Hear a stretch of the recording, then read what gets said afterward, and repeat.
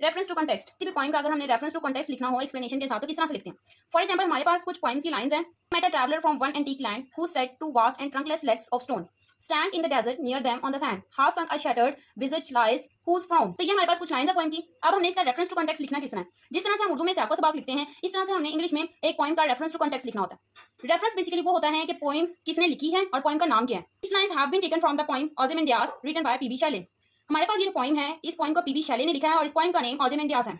हमेशा आपने कोई भी पॉइंट आ जाए कोई भी पॉइंट और उसकी लाइंस हो अगर तो आपको पता है कि किस पॉइंट की और कहाँ से ली गई है तो आप फौरन ये सिर्फ लाइंस लिखेंगे और ये इधर पॉइंट का नाम और इधर पोइट का नाम चेंज करेंगे. बाकी इसी तरह ही आपने हमेशा हर रेफरेंस में इंग्लिश पॉइंट को जब भी आपने फ्रेज करना है तो इस तरह ही लिखना है. कॉन्टेक्स्ट में बेसिकली हम क्या करते हैं इस पूरी जो लाइंस हैं जो कि पॉइंट की हैं हमने इसका एक मरकजी ख्याल एक छोटी सी थीम बताना होता है इसके अंदर कि आखिर इसमें पोइट क्या क्या रहा है. ठीक है, जैसे in these lines the poet narrates about a statue that is standing in a desert. He is told that the statue is trunkless and presenting a picture of complete decline. हमने क्या किया इस पूरे का